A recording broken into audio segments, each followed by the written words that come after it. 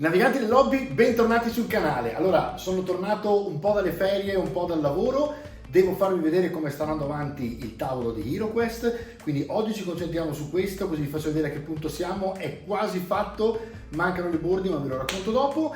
E poi bisogna andare avanti perché ho veramente un po' di contenuti da farvi vedere rimasti un po' indietro. Quindi Altar of the Gods, sono arrivati dei Kickstarter della Red Grass, quindi una nuova impugnatura da mostrarvi. Vi faccio vedere nelle prossime puntate, ne farò più puntate in breve periodo in modo tale che rientro nei tempi. Tra pochino esce anche il nuovo Age of Sigmar, quindi poi ci concentreremo un po' anche su quello. Partiamo subito dopo la sigla con il tavolo in 3D di HeroQuest Café. A dopo.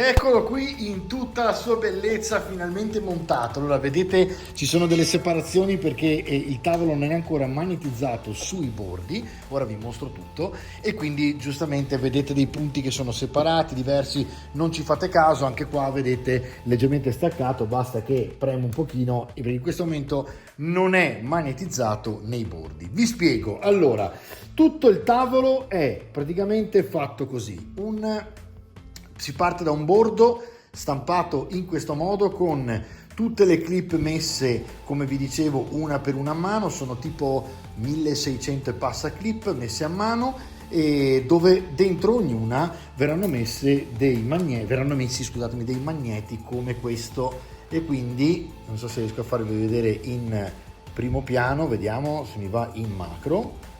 Non mi va in macro, attenzione, eccolo qua.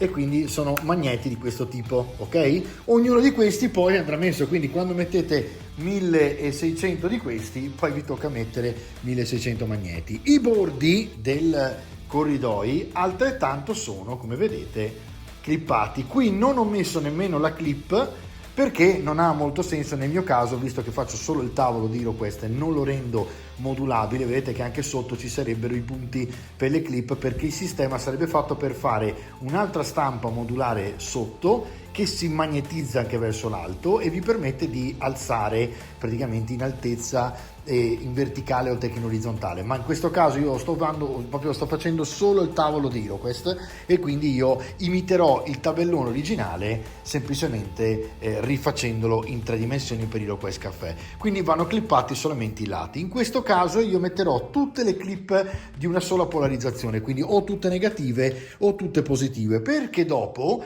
in questo punto qui, guardate, qui mi manca addirittura una clip, ma bene, così ve la faccio vedere. Queste sono le clip, vi faccio vedere la clippina, eccola qui.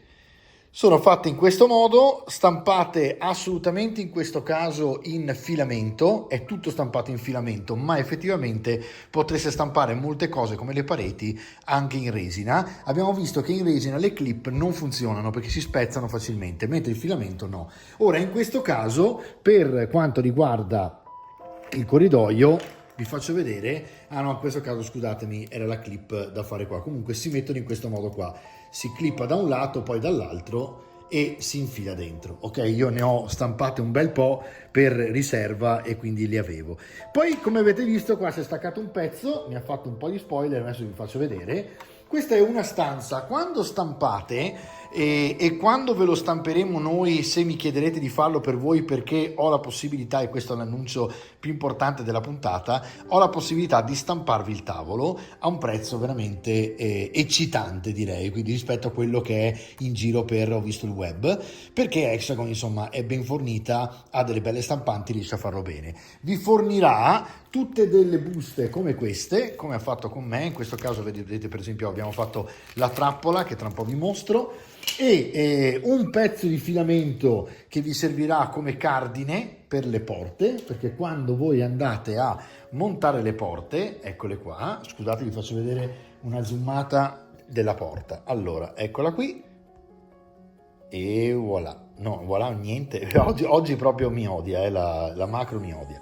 Eccola qua. Allora, quando avete voi la porta per farla aprire e farla reggere sui cardini, infilate qui dentro, adesso non so se riuscirò mai a farvelo vedere, ma vediamo un pochino se ci aiuta, non so se lo vedete lì, all'interno di questo pezzo qui c'è un pezzettino di filamento che va a infilarsi fino in alto, bisognerà limare leggermente sopra e sotto i buchi del cardine, poi clippate anche la porta, perché dopodiché la porta verrà magnetizzata esattamente come la vedete magnetizzata qui per esempio, per poi andare a sostituire pezzi magnetizzati che si vanno a cambiare con le porte, in modo tale, ve lo faccio vedere da vicino con una stanza, che voi possiate praticamente lavorare sul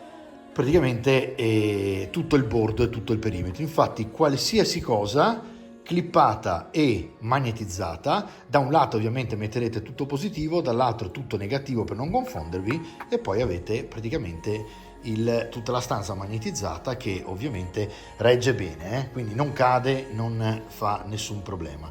Dopodiché l'altra cosa veramente interessante è che abbiamo praticamente tutta una serie di elementi stampati in seguito che servono a fare da blocchi, quindi quando per esempio in una puntata o in un'avventura, chiamiamola così, che dovete giocare di HeroQuest, avete praticamente una parte della mappa non raggiungibile perché bloccata, come vi ricordate dai blocchi che mettono sulla mappa, voi potete farlo in questo modo qua, per esempio così, che blocca praticamente, può bloccare anche un corridoio, la doppia come vedete, e così con la singola che può bloccare per esempio questa parte qua, quindi da questo lato i personaggi si bloccheranno e non potranno andare avanti. Questo serve quando voi vedete sulla mappa di HeroQuest i blocchi. Poi cosa altro posso farvi vedere? Tutte quante le stanze, appunto vi ho detto, sono perimetralmente magnetizzate e quindi tutti i blocchi vengono facilmente cambiati. Vi stavo dicendo poco fa che stanza per stanza, quando viene stampata da Hexagon vi stampa tutto messo all'interno di bustine, in modo tale che non ci sia confusione quando avete praticamente un settore. Quindi che cosa ho fatto io? Quando è arrivata Hexagon mi ha procurato, gentilissimo, è un lavorone fantastico, mi ha procurato tutto scritto con dei post-it sotto. Io ho sostituito i post-it, vediamo se riesco a farvelo vedere, da qui, perfetto. Sotto ogni stanza io praticamente con l'uniposca nero ho riscritto il settore e quindi come vedete questa per esempio, questa è la Q2.1, quindi il quarto 2, la prima stanza, poi c'è quarto 2.2, quarto 2.3 eccetera eccetera, in questo caso sono 5 come vedete.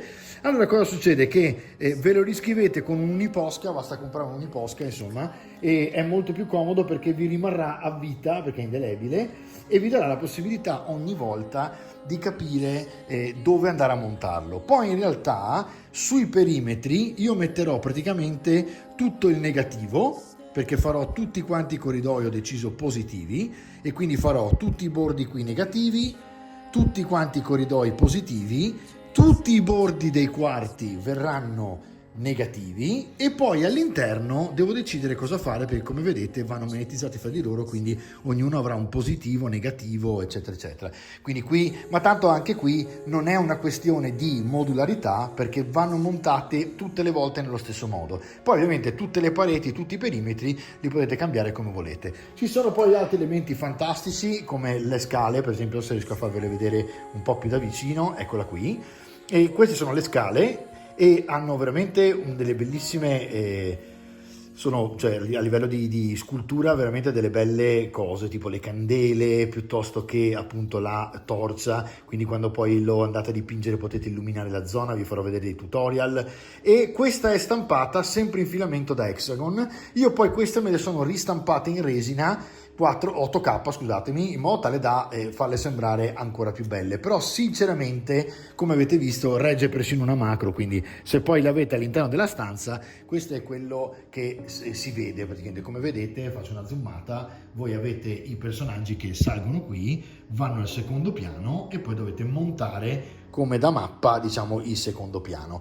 Ed ecco qua, questo è quanto. Per mettere i magneti, le clip non hanno bisogno di colla e nulla, i magneti sì. Allora la cosa migliore è mettere il magnete sul buco, quindi in questo caso qua, quando andrete a montarlo, mettete il magnete sul buco, tenetevi i magneti attaccati a uno di questi, ok?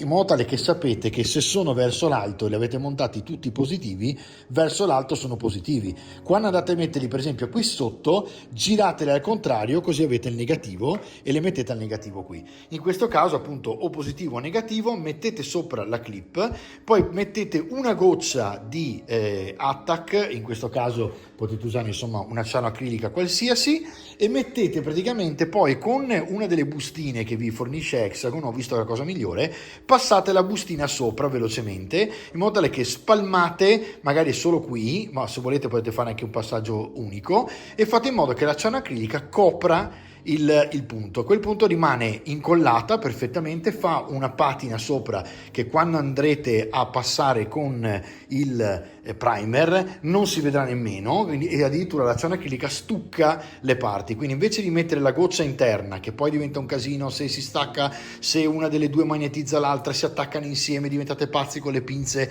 le ho passate tutte queste cose, quindi fidatevi, la cosa migliore è mettere le due clip a questa distanza mettendola da qui, poi prendete l'altra e da qui la spingete verso l'interno in modo tale che non va a magnetizzarsi con l'altra, perché finché non sono incollate si attirano fra di loro. Poi mettete una goccia e spalmate velocemente in modo tale che l'attack vada a fermare tutto e tale altra a stuccare. Ok? Questa è l'unica cosa che mi sento di dirvi, di raccomandarvi, su cui stare veramente attenti. Il resto della mappa, come vedete, regge benissimo la zoomata al macro. Si vede un pochino in queste zone qua che è leggermente come se fosse geografica, vedete, come se avesse delle linee geologiche, quindi effettivamente si vede che è stampata a filamento, ma è veramente poco. Questa è una Prusa M4K, quindi devo dire la verità, ha fatto un lavoro veramente interessante Hexagon sulla stampa di questo tabellone. Vi dico è lunghetta, nel senso che se poi mi chiedete di farmelo fare vi dirò quanto sarà e quanto verrà fuori il prezzo, e ci vorrà ovviamente un po' di tempo perché le stampanti non sono molte e ovviamente ci deve stare molto dietro, e quindi diciamo che andiamo dai 20 giorni a un mese di lavoro, però poi vi arriva tutto sui sacchettini, tutto diviso in modo tale che ogni stanza ha i suoi pezzi, i suoi muri divisi per settore. Ovviamente poi voi potete tranquillamente staccarne uno, prenderne un altro, mettere una finestra per esempio e di qua mettere la finestra in questo modo, cioè se avete fatto tutto positivo sotto e tutto negativo sopra o viceversa potete intercambiare tutto, però noi li contiamo a settori in modo tale che siate sicuri che avete tutti i pezzi e noi anche di averli stampati tutti correttamente. Questo è quanto, faccio un breve recap e poi andrò avanti a perimetrare tutto, quindi a mettere sui bordi perimetrali le magneti. Dovrei esserci arrivato più o meno, sarà un po' l'ultimo lavoraccio, però alla fin fine la cosa positiva è che si può smontare tutto e rimontare, che in un attimo si incolla anche lateralmente e diventa il suo tabellone fatto come deve essere. A tra poco.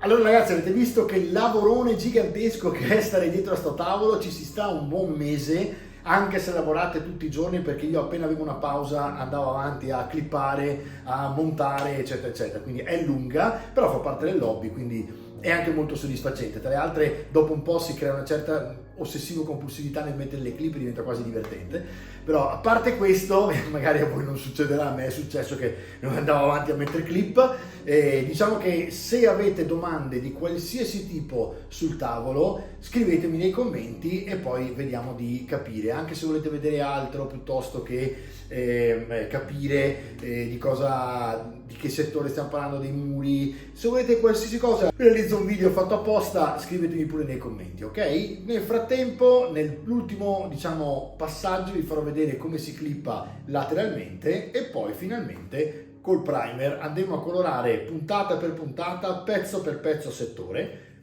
così vi faccio vedere come le dipingerò io, come potete farle voi, oppure vi darò un paio di idee, magari un dry brush piuttosto che uno speed paint con i colori veloci a inchiostro, e vediamo un pochino, insomma ci sono varie cose. Io vorrò sicuramente, come sapete, sono un matto invecchiamento, quindi lo farò più invecchiato possibile, lo voglio fare dark e cupo, ma non voglio renderlo troppo nero nelle separazioni, quindi sto cercando di ragionare se iniziare per esempio con l'aerografo o con un grigio scuro, che può essere fatto anche a spray, la parte diciamo dopo aver messo il primer nero, perché se si parte col dry brush direttamente sul nero, anche se è un grigio scuro, rimangono tutti i bordi interni neri e poi quando lo vedete tutto diventa un pugno nell'occhio, tutta sta solcatura nera. Quindi stavo pensando di lasciarla più grigia per poi andare sopra con i marroni, con i verdi, andare a fare i muschi eccetera eccetera, ma ne parliamo quando arriveremo e non vedo l'ora ai tutorial per dipingerlo. Ci vediamo alla prossima puntata, ciao!